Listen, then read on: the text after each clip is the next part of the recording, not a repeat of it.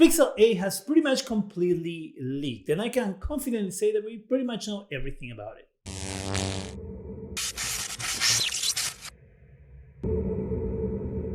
Hi, welcome to ZGadgetReview. Of course, Google is going to be releasing a new Pixel towards the end of the year. The last two phones came out during the month of October, so the assumption is that Google will release the Pixel 8 in October. Let's dive into what Pixel 8 is going to look like first. So here on our first look of the Pixel 8, which was leaked through Reddit, this is a test phone, but the phone looks exactly what it's going to look like. So here we see the back of the Pixel 8 and then the front of the Pixel 8. And that information at the bottom there is actually very important because that gives us a lot of other details for the internals of the device. And here we have that the phone is going to have 12 gigs of RAM that is going to be provided from Samsung. Then we have 128 gigs of storage. On the top, we see where it says product revision, and that says Husky. Husky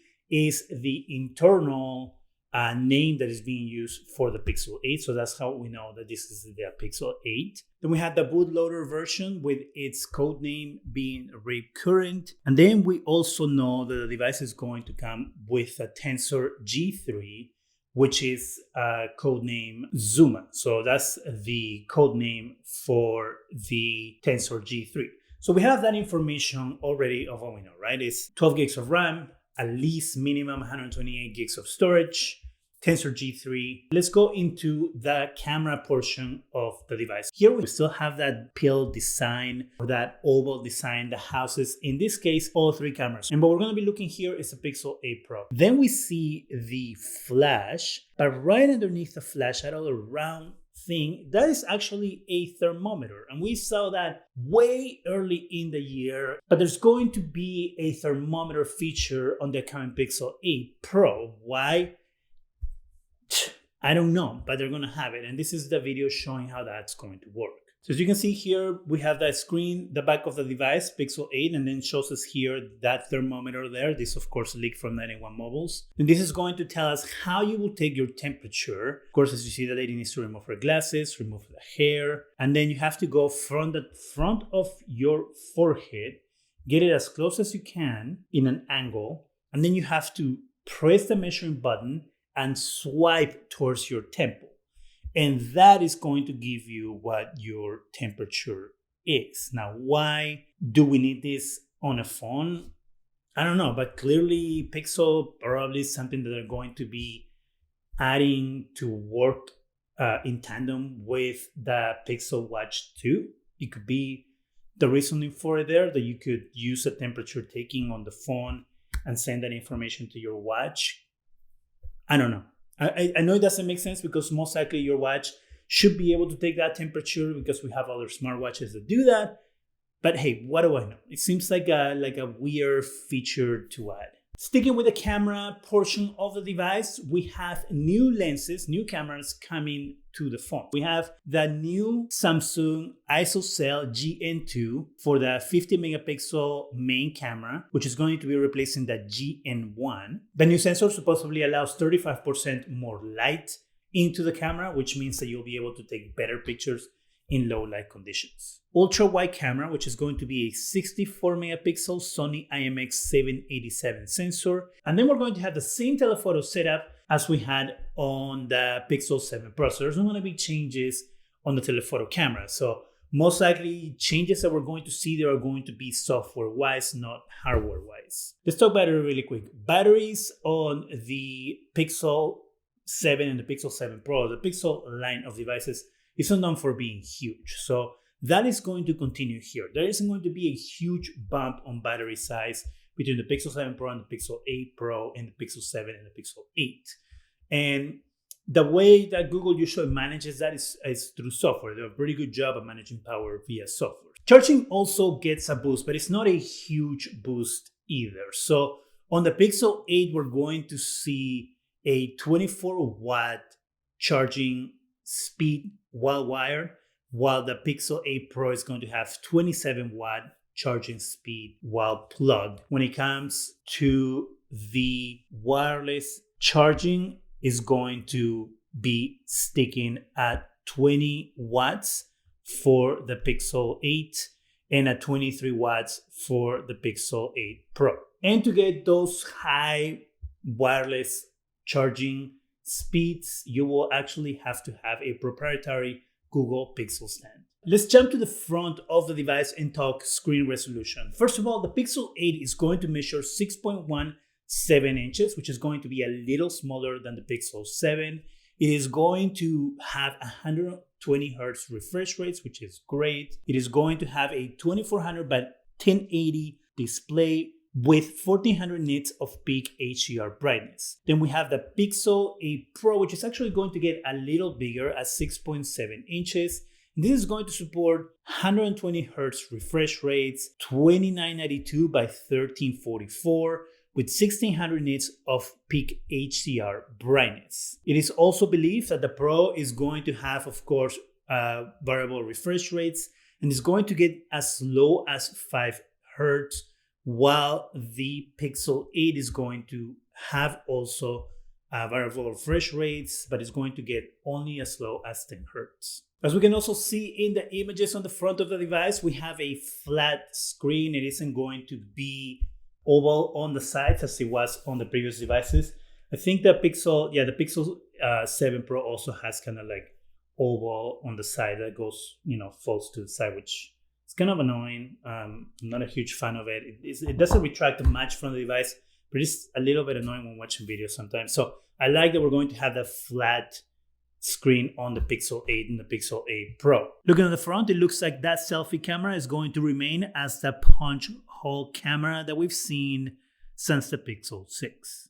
Now let's talk colors and what the theme is going to be for these devices, because there's also been leaks for what the wallpaper is going to look like. And it looks like this time around we're going to get crystals. On the pictures we have the one that looks like an ice cube that's kind of greenish is being called haze. The purplish one is called jade. It's kind of like I don't know, whitish purple. Then we have a full purple one that is licorice. Then we have the next one, which is kind of like orangey brownish, called peony. Then we have jade, which is kind of like a mint green kind of colors. I will say a little bit of like a greenish color like the Pixel 7 Pro was. And then we have the all black one, and then we have porcelain, which I don't know what to call this color. Then we have sky, which also kind of looks like a bluish one. Now we don't know if all these colors are actually going to make it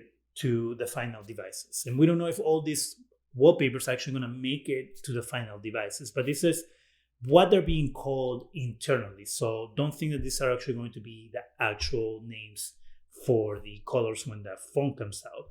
As we know, Google likes pairing their phones with whatever the device looks like on the outside and whatever the color of the wallpaper is. So you get a, kind of like a cohesive color device when you first pick it up. So we can deduce what these phones might be if all these colors make it into final production. Let's talk about the Tensor G3. The Tensor G3 is going to continue being a Samsung Exynos chip that is being modified by Google. Now, we were supposed to see the first made by Google chip on the Tensor G4 in 2024, but that actually has fallen to 2025. So the Tensor G5 is going to be the first made by Google chip. So let's talk about why Google wants to get rid of Samsung or stop working with Samsung.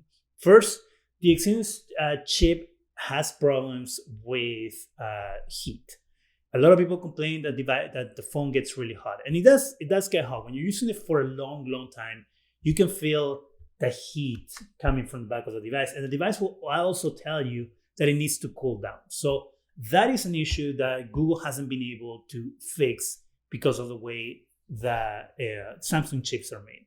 So they were supposed to start working with TSMC, which is the same company that makes chips for Apple and the iPhone, and using their 3 nanometer process. But because Google didn't finish their design on time in 2022 to start working on it, now that's the reason why it has fallen to 2025. So We are going to continue seeing Samsung chips on this upcoming Pixel 8 device, and the next one being the Pixel 9 device, and then on the Pixel 10 device, or if we go by a Pixel X or whatever the hell they may call it, that's in 2025 when we will see the first made by Google chip, which is kind of an exciting thing. So we have 2 years or like a year and a half to wait to see that.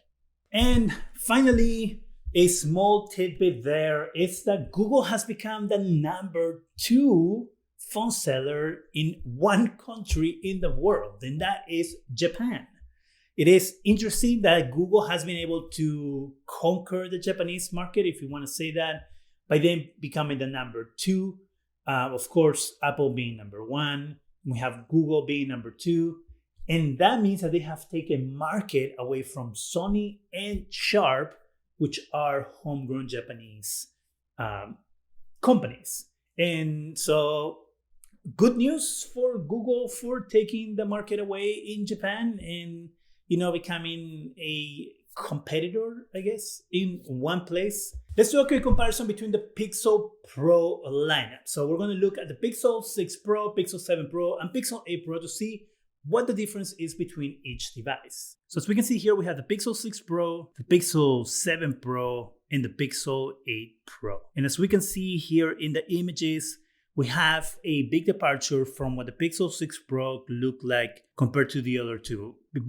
On the first device, we had that back that was just a one piece of glass across the back of the device. And then on the Pixel 7 Pro, they added that metal portion on top of the camera housing, and then they did a separation between the two cameras in the telephoto camera. The Pixel 7 Pro has that letter I look. It looks like a dot on the top and the rest of the body of the eye below it. And then we have what the new Pixel 8 is going to look like. The Pixel 8 Pro remains with that metal housing around the camera, but now the cameras are put together like they were on the first device, on the Pixel 6. But then we have the addition of the flash and that temperature sensor right below it. As you can see, there's not a huge difference between the last two devices. There is huge difference between the first device and the other two devices, of course. But in a way, it looks like on the Pixel 8 Pro, we're going back to what the Pixel 6 Pro looked like, except that we're going to have the metal casing on that camera. What do you think about all the Pixel 8 leaks? What is it that you think about this device? Is this a device that is grabbing your attention? Or are you like, why would they put a thermometer on a phone? Let me know in the comment section. That is it for me. Go ahead and subscribe. Give us a thumbs up. It really helps the channel. Go ahead and hit that bell so you can be alerted every time we have new videos. Thank you very much for watching.